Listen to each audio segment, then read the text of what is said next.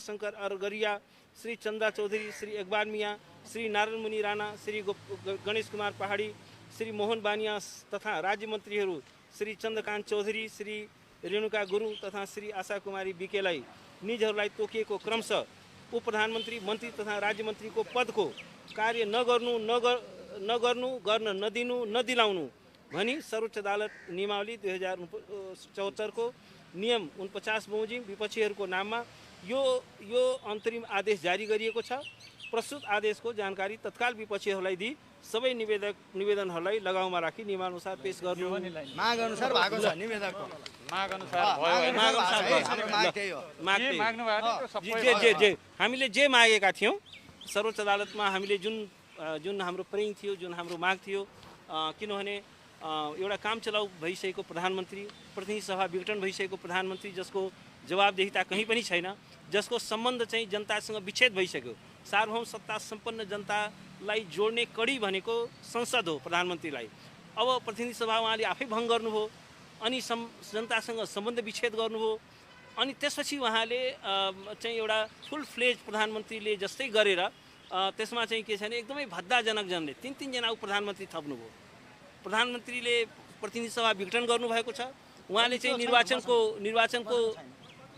निर्वाचनको मिति तोक्नु भएको छ र त्यस्तो प्रधानमन्त्रीले एउटा चाहिँ के छ भने धेरै ठुलो सङ्ख्यामा पुराना त 4 जना मात्रै राखेर बाँकी सबै नयाँ मन्त्रीहरू चाहिँ उहाँले भर्नु भएको छ र यो चाहिँ एउटा आउटराइटली सर्वोच्च अदालतले भन्यो कि प्राइमा फेसी रूपमा प्रथम दृष्टिमै यो चाहिँ अनकन्स्टिट्युसनल छ, किनभने संविधानको धारा 77(1) ग बमोजिम प्रधानमन्त्री चाहिँ आफ्नो पदबाट मुक्त भइसकेको अवस्था हो।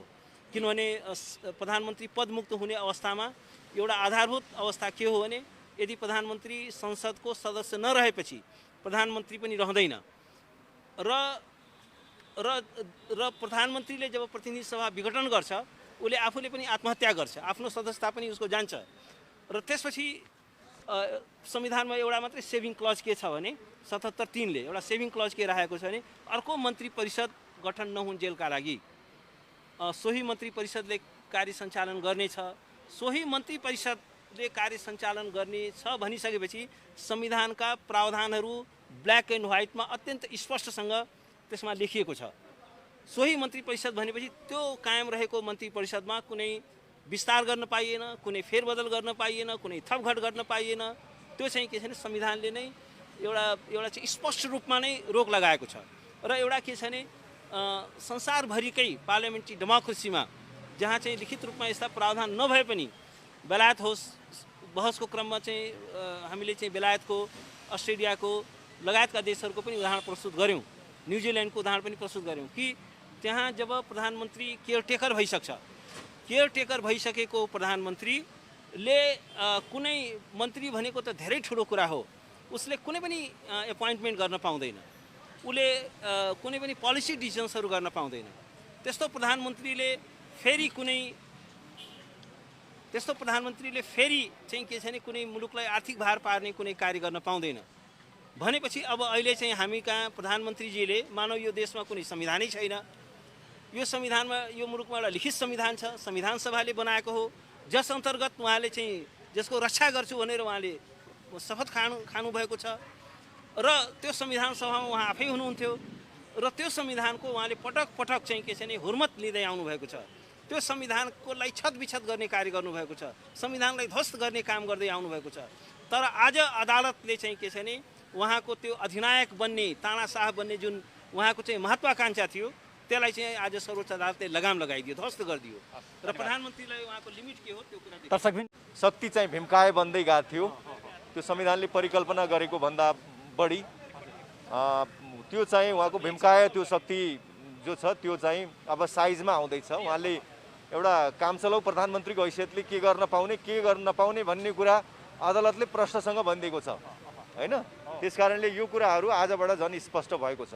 अब 21 जना मन्त्रीको पद गयो। हजुर, अब शक्ति सङ्घर्षमा किनभने तपाईँ राजनीतिमा पनि अलिकति चासो राख्ने अभियन्ता पनि हुनुहुन्छ, यसले एक हिसाबले अब सन्तुलनमा राख्यो त तपाईँले भनिसक्नुभयो होइन। शक्ति सन्तुलनमा तपाईँको चाहिने सरकारको चाहिने जो सत्ता साझेदारीमा यसले ठुलो असर पार्ने भयो होइन। एकदमै पर्छ, किन भन्दा जो चाहिँ हिजो आन्दोलन उहाँको विरुद्ध, उहाँले जुन चालेको कदमको विरुद्ध आन्दोलन गरेका कतिपय पार्टीका मान्छेहरू, पार्टीका नेताहरू, स्वयं उहाँकै दलभित्रका मान्छेहरू पनि जसले उहाँको विरुद्ध आन्दोलन गरे फेरि चाहिँ मन्त्री बन्न गएको थिए होइन। उहाँहरूको आफैमा उहाँहरूको त्यो चाहिँ नैतिकता धेरै कमजोर भइसकेको थियो। अहिले अदालतले त्यो कुरा पुष्टि गर्यो। खाली कुरा के हो भने अब भोलि यसरी अब नैतिक हिसाबले च्युत भइसकेका, अब यो त नैतिक हिसाबले पनि च्युत भएको हो नि त, जसले चाहिँ यस्तो असंवैधानिक चाहिँ पदहरू स्वीकार गर्नुभयो होइन, जसले यस्तो असंवैधानिक तरिकाले नियुक्ति गर्नुभयो, नियुक्ति गर्ने र नियुक्ति खानेहरू त चाहिँ उहाँहरू नैतिक हिसाबले च्युत भएको पनि हो।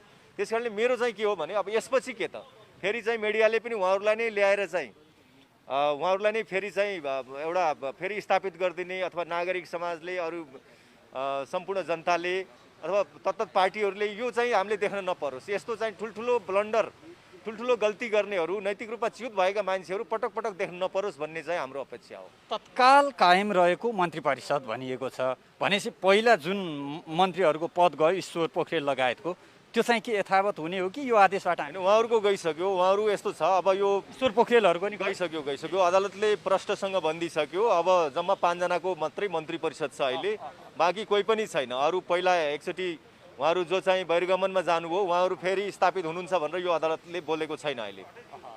देवी भण्डारी जुन संविधानको संरक्षकले प्रधानमन्त्रीको असंवैधानिक कदममा स्टेप बाई स्टेप साथ दिने काम गर्नुभएको थियो, आज चाहिँ प्रधानमन्त्री केपी शर्मा ओली र महामहिम विद्यादेवी भण्डारीलाई जसरी सर्वोच्च अदालतले एउटा लगाम लाउने काम गरेको छ, यो आजको दिन ऐतिहासिक फैसला छ। र भोलिको दिनमा चाहिँ अब आउने प्रधानमन्त्रीहरूले पनि जसरी अब चाहिँ प्रधानमन्त्रीहरूले पनि यो पाठबाट सिकेर सम्मानित सर्वोच्च अदालत र शक्ति पृथकीकरणको सिद्धान्त के हो भन्ने बुझेर आगामी दिनहरूमा राजनीति चाहिँ नयाँ मोडमा जाने म देख्दछु। धन्यवाद। र यसले के भनेको छ भने जुन प्रधानमन्त्रीबाट 2078, 2021 र 2027मा जुन मन्त्री परिषद विस्तार गर्नुभएको छ त्यसलाई चाहिँ संविधान विपरीत भनेर जुन थप्नु भएको छ जुन मन्त्रीहरू, ती सबैलाई काम गर्न नदिनु भनेर अन्तरिम आदेश भएको छ।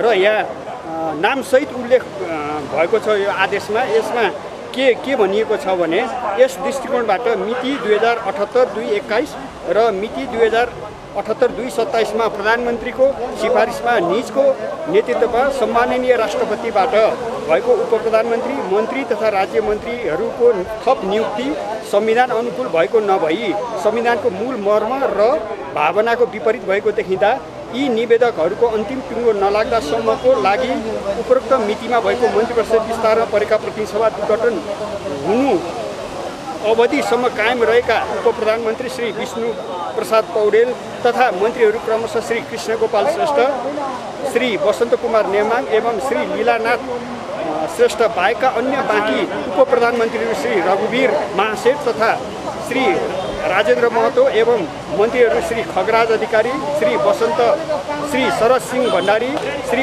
अनिल कुमार झा, श्री शेरबहादुर तामाङ, श्री राजकिशोर यादव, श्री कृष्णलाल कर्ण, श्री नैनकला थापा, श्री ज्वाला कुमारी शाह, श्री विमल प्रसाद श्रीवास्तव, श्री उमाशङ्कर अरगिया, श्री चन्दा चौधरी, श्री एकवाल मिया, श्री नारद मुनि राणा, श्री गणेश कुमार पहाडी, श्री मोहन बानिया तथा राज्य मन्त्रीहरू श्री चन्द्रकान्त चौधरी, श्री रेणुका गुरुङ तथा श्री आशा कुमारी विकलाई निजहरूलाई तोकिएको क्रमशः उपप्रधानमन्त्री, मन्त्री तथा राज्य मन्त्रीको पदको कार्य नगर्नु र गर्न नदिलाउनु भनी श्री सर्वोच्च अदालत नियमावली 2074 को नियम 49 बमोजिम विपक्षीको नाममा यो अन्तरिम आदेश जारी गरिदिएको छ। प्रस्तुत आदेशको जानकारी तत्काल विपक्षीहरूलाई सबै निवेदकलाई लगाउमा राखी नियमअनुसार पेश गर्नु भनेको छ है। यसले गर्दाखेरि अब जम्मा 5 जना मात्रै अब कार्य सञ्चालन गर्न पाउने भए यी सबै आजैका मितिबाट उनीहरूले अब काम गर्न नपाउने भयो भने यो आदेशले देखेको छ। सम्माननीय प्रधान न्यायाधीशज्यू तथा माननीय प्रकाश ढुङ्गानाको इजलासबाट आज जुन एउटा अन्तरिम आदेश जारी भएको छ यो अत्यन्त राम्रो स्वागत योग्य आदेश छ। किनभने यो संविधानलाई बचाउने सवालमा संविधानको एउटा किनभने व्याख्याता एउटा किनभने अदालत पनि भएको हुनाले अदालतले आज अन्तरिम आदेश जारी गरेको छ र प्रधानमन्त्री खड्ग प्रसादजीले संविधानको धारा 77(3) मा हैसियतका प्रधानमन्त्रीलाई संविधानको धारा 77(3) का हैसियतका प्रधानमन्त्रीले मन्त्रीमण्डल विस्तार गर्न पाउँदैन। उहाँ चाहिँ केयरटेकर प्रधानमन्त्री हो भने उहाँले आसन्न निर्वाचनलाई मात्रै निर्वाचन गर्ने हो, पहिलो कुरा। दोस्रो कुरा, आसन्न निर्वाचन प्रधानमन्त्रीले जुन विघटन गरेको संसद पनि एउटा अवैधानिक छ भनेर म लगायत अधिवक्ता अमिता गौतम पौडेल लगायतका हामी तमाम साथीहरूले रिट लिएर आएका छौँ। त्यो मुद्दा भोलिबाट सुनाइ हुँदैछ भने उहाँले के त भने संविधानको मर्मलाई, संविधानका भावनालाई नै कुल्चिएर उपास हुने गरी धरती उडाएर जुन उहाँले जुन मन्त्रीमण्डल विस्तार गर्नुभयो, काम चलाउ हैसियतका प्रधानमन्त्रीलाई मन्त्रीमण्डल विस्तार गर्न सक्ने गरी संविधानको धारा 77(3) मा व्यवस्था गरेकै छैन। तसर्थ संविधानका मूल्य मान्यतालाई उपास हुने गरी खड्गप्रसादजीले जुन गरेको मन्त्रीमण्डल विस्तारलाई आज अवैध घोषणा गरिदिएको छ। अब यस उप अन्तरिमलाई फेरि पनि छलफल त हुन्छ, तर अहिलेसम्मको चाहिँ उहाँले गरेका कामहरू, मन्त्रीमण्डल विस्तारका कामहरू सबै अवैधानिक भएको हुनाले, असंवैधानिक भएको हुनाले त्यसलाई अन्तरिम आदेशले आज अवैध चाहिँ प्राप्त गरेको छ। अत्यन्तै यो राम्रो कुरा छ। यो नेपाली जनताको लागि खुसीको कुरा हो, किनभने लोकतन्त्रको लागि, लोकतान्त्रिक मूल्य मान्यताको लागि जगेर्ना गर्ने सवालमा यो अन्तरिम आदेश आउनुले अत्यन्त सकारात्मक रूपमा यसलाई मैले लिएको छु। यो नेपाली जनताको विजय हो, किनभने उहाँले खड्गप्रसादजीले पटक पटक असंवैधानिक कामहरू गर्दै आउनुभएको छ। यसै अदालतले उहाँले गरेका असंवैधानिक कदमलाई बदर गर्दै आएको हुनाले आज यो उहाँले गरेको एउटा ठुलो असंवैधानिक कदमलाई पनि आज उल्टाइदिएको छ। यो अत्यन्त राम्रो, सकारात्मक, एउटा ऊर्जाशील छ भन्ने